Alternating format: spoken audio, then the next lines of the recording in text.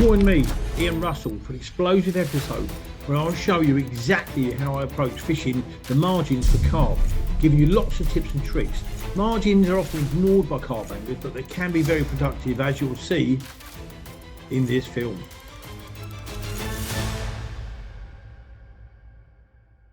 Good morning, and you join me this time down at somewhere fairly local to me, and I'm very guilty of not visiting enough. Twynersh Fisheries, which is Egham, very local to me, as I've just said. I should visit it more, and I plan to in the future. Richard, thank you very much. First of all, there you go, Richard, fishery manager, thank you for letting us on. There's quite a few lakes on site. The majority of them are day ticket. There's one syndicate, and we're on Lake 6, which is an exclusive booking lake. Beautiful little lake, couple of acres. We're the only ones on it at the moment, which is why it's called exclusive booking, funny enough. But little island in the middle. There's a nice, almost Swedish style log cabin over the back there with microwave, fridge. You get all the stuff here with an exclusive booking. So been fishing a couple of hours now, and as you can see, the undercurrent is already wet. Within the first 45 minutes, it's all margin fishing. We've got the pole, we've got what I call the silent assassin, the baiting pole, down the edges.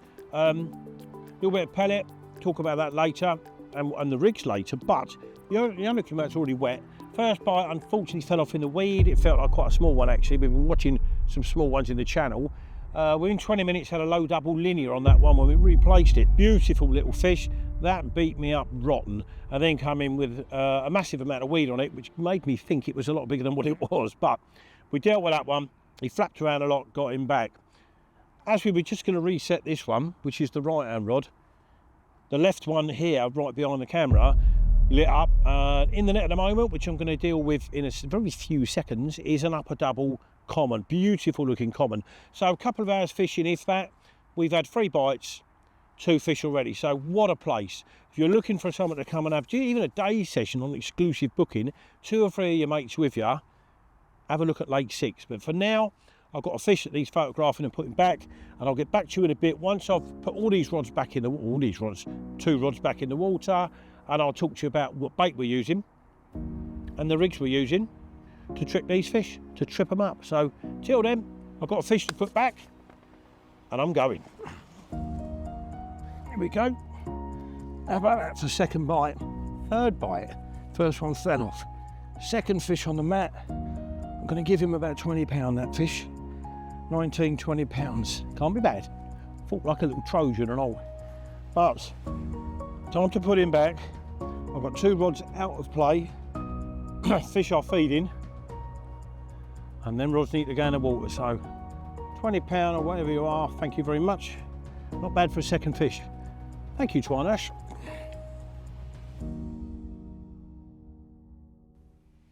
I know that it's a clear bottom under these overhanging trees. It's about 4 feet deep, so I can present the rig right under the tree with no fear. Now, the reason I went with a wafter rig first on the inside rods, I had dropped a lead along the tree line. It is a gravelly, really hard shelf, so I do think presenting a wafter stroke bottom bait was going to be a better idea.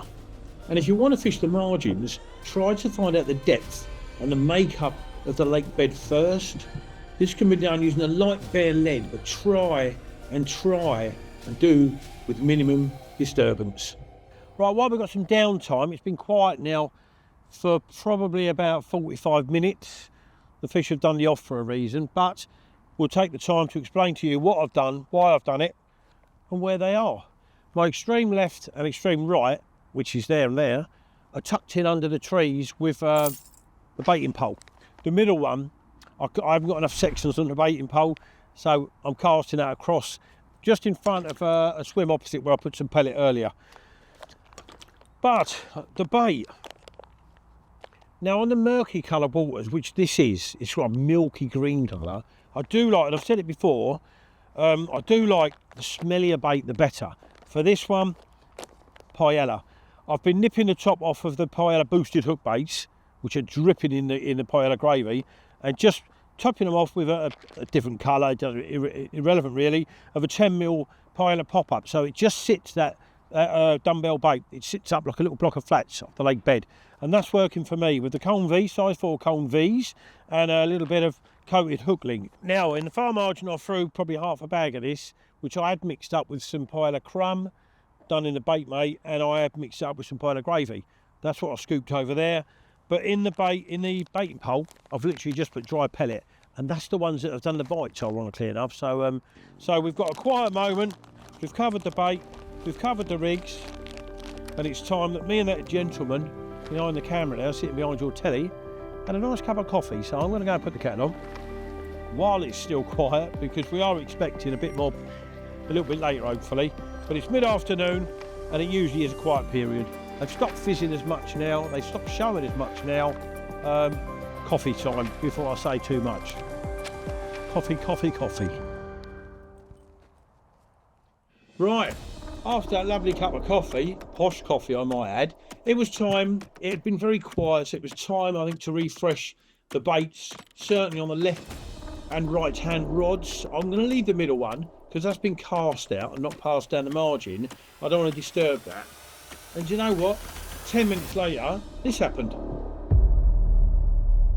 Wow, powerful fish, but I cannot, simply cannot give it any line at all, because if it gets in them snags at that far margin, I'm done.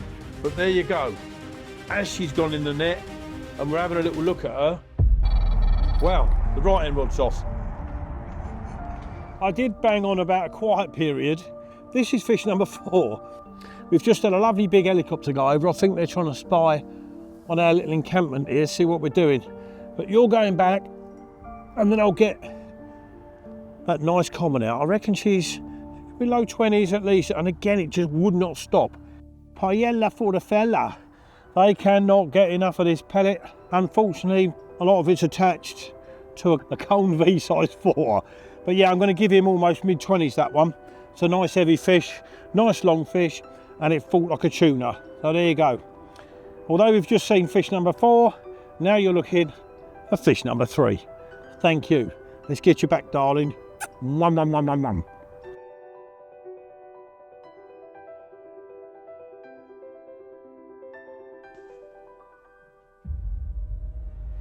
Well, so far, with the middle rod doing absolutely nothing in open water, we haven't even seen anything there for a while, I decided to put it near the left one in the margin, because all the bites have been right margin, left margin. So now the middle rod is now about 1 metre to the right of the left-hand rod. You know what? And then this happened.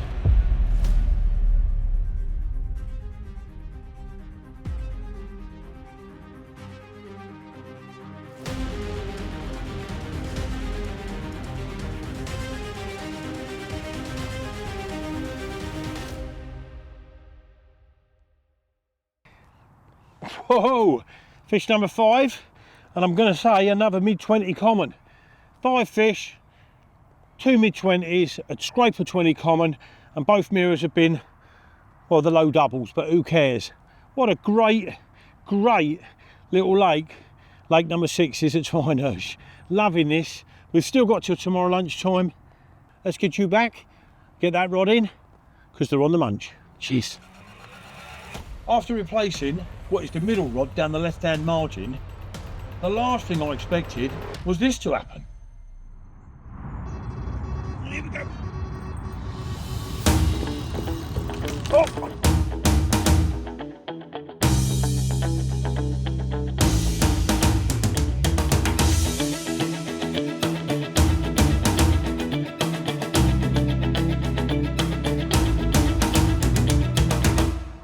Another 20 pounder, I'd say.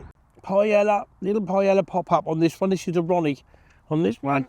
But I'm going to give him scraper 20 again. So there's 6 fish, 4 20-pound commons, with 2 of them around the mid-20s. So that ain't a bad afternoon's fishing, is it, by any stretch? What a great little place. Time to put him back, and we've got about another hour and a half before dark. We might just get another one. Cheers. Right, it's come time to say good night. But before I do that, today, now when we arrived here, I say we because Omar is here as well, we had a good walk round. I'm going to tell you why I chose this point. Yes, Richard, the fishery manager, sort of advised us this would be the best bet, but always have a walk round. Now we walked round twice, but nearly all the fish we could see were this side of that island. So it was a no-brainer. Thank you, Richard, but we had to look ourselves, and it was a no-brainer to stay on this side. These edges are quite shallow, 4s, maybe 5 feet. So to go clumping leads around, I didn't want to do that. This is a 24-hour trip, not our usual 48s. So stealth light come into it, which is why I bought what I call the Silent Assassin, my baiting pole. I love that. It is a lot of hard work, to be fair. When you're getting a lot of bites, it's a lot of hard work because you're constantly shipping it out. Now, the one down here is only about 12, maybe 15, I think it is, sections. This one's further, and I couldn't reach the other one. So, but yeah, that's a lot of hassle. You know, we've had a lot of bites, a lot of fish, as you know, and you've already seen fish number 6 nearly cost me a rod. Yeah, I'd done the clutch up. I'm on mono. Brake's not allowed it. I'd done the clutch up tight, hoping they would ping out from that margin, but it pinged out from the margin. Right, nearly took the rod with it. So pounced on it, got it in another 20-pound common. So 6 fish today, as you've seen. Brilliant day. What a fantastic little lake. But the baiting pole, before I get off that, it's all about stealth. There's a lot that they're fizzing constantly along these edges, under the branches or just off them as well. And that baiting pole, it's gold. The paella, I know I said it before, but the water's quite murky. We do 2 baits. We've got the ice cream, which is a creamy looking, nutty sort of milk bait, and we've got the paella. Now, anywhere I go, I love the ice cream. I've used it to great effect this year already. But when I go to murky looking waters like this, good head of fish, but murky looking, green milky looking waters, the smellier for me the better, and the paella is pungent, so it was a no-brainer for me to use that, and it's paid off.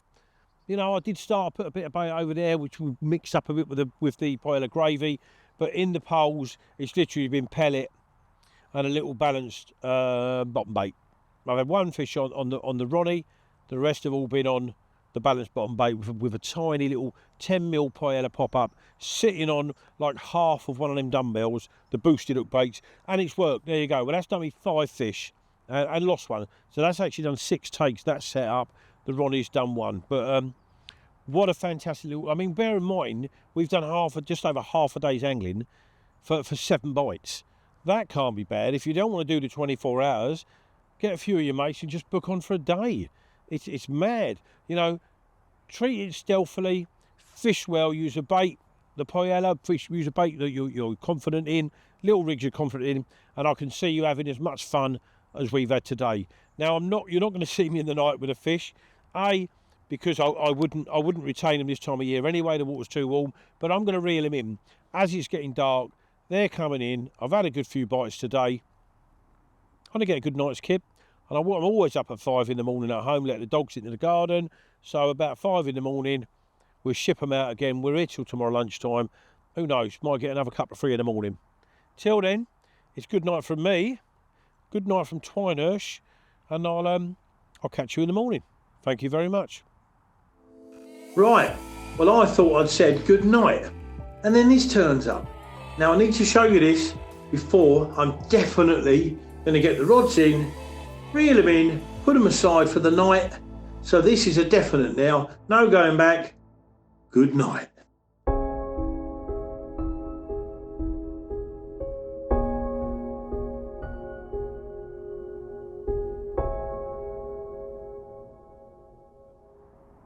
Good morning, and if you look at this little lot, you can see I kept my word. I didn't fish last night. I wanted to get a good night's sleep because we had a good few bites yesterday, and we don't want to film them in the dark anyway. I'd rather catch them in the daylight. So one thing I want to touch on, a small venue. Now on these, I love using these 10-foot black pearls and the 101 reels because there's no long range. We are doing it with a pole, and they are lovely, mate. And you know, if you were stalking, or if we were walking around and laying the rods, just place them in the edge. Fantastic little rods for these type of venues. You use them on a big venue if you want, if you're walking around. But when I'm going to somewhere of this sort of size, these definitely come out of the cupboard. I touched yesterday, and I cannot emphasise enough. Now, when we was at Roxton, we had the place to ourselves, like we have here. And I did touch on there, if you make too much disturbance, and I know I said this yesterday, but I'm going to say it again now. If you make too much disturbance, these fish will just move off you. It's day ticket fishing, okay? So another massive reason to keep stealth to an absolute maximum, which is, again, the baiting pole. Now, I'm not selling you a baiting pole here. I'm just trying to get through to you that if you make a noise, flopping leads around. Now, one rod yesterday, I was casting to the far margin. One rod yesterday didn't do a bite, and it was that one. When I moved that one with the baiting pole down the side, right next to the other one, the left and the middle now in this peg were right next to each other. When I moved it, it was on the outside of the one that had already done a couple of bites. I think that didn't help me in the long run, but the one I moved to the outside of that rod, the middle rod, as you can see when it nearly got dragged in, that done me 2 very good commons yesterday. So the casting to the far margin today is a no-no. We've got about 4 hours fishing left before we need to be off. There's bookings. It is a booking venue, as I've said. So we've got about 4 hours fishing left. Get the pole out, get these free. They're already set to go, they're already balanced and everything.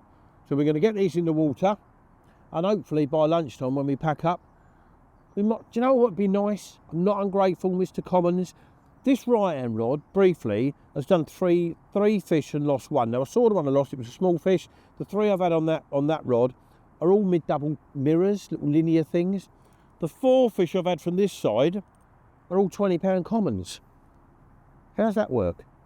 Just need more food for thought. It's just weird. Fishing's never quite right, is it? But rod's got to go in the water. As I've just said, we've got about 4 hours fishing. I want to catch 2 or 3 more fish before we do the off skeet. But there you go. 1 of 1 reels, 10 foot, black pearls, back into action.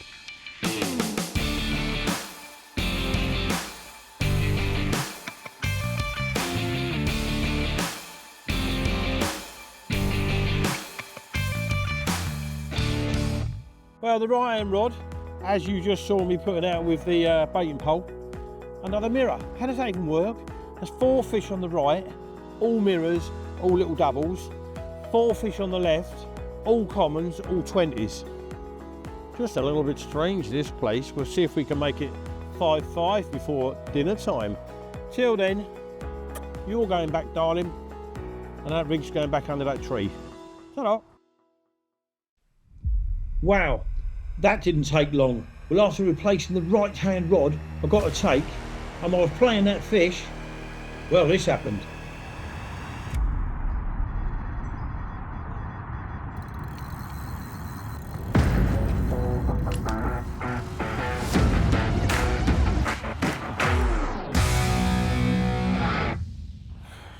Hectic, double take.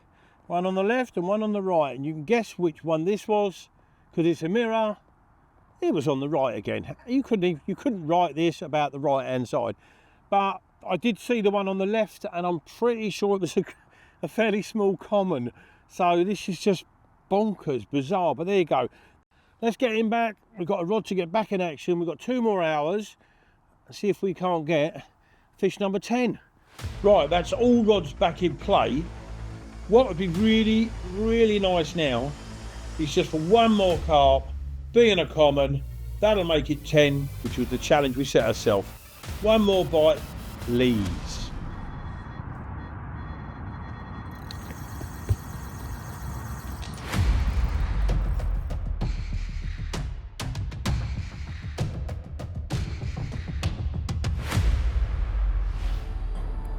Whoa! Fish number 10. Now, as you can see, it's a common, so you don't have to ask which side of the swim it come from, because yes, it was the left. We'll go into that a bit more deeply when we're done. But there you go, another common, upper double, the smallest common we've had, 17, maybe 18 pound. Fought as hard as all the others though. We've got a couple of hours left, so I've got 1 rod that's not fishing now. I need to get that back in the water, and who knows, let's try and nick 1 or 2 more, shall we? Thank you.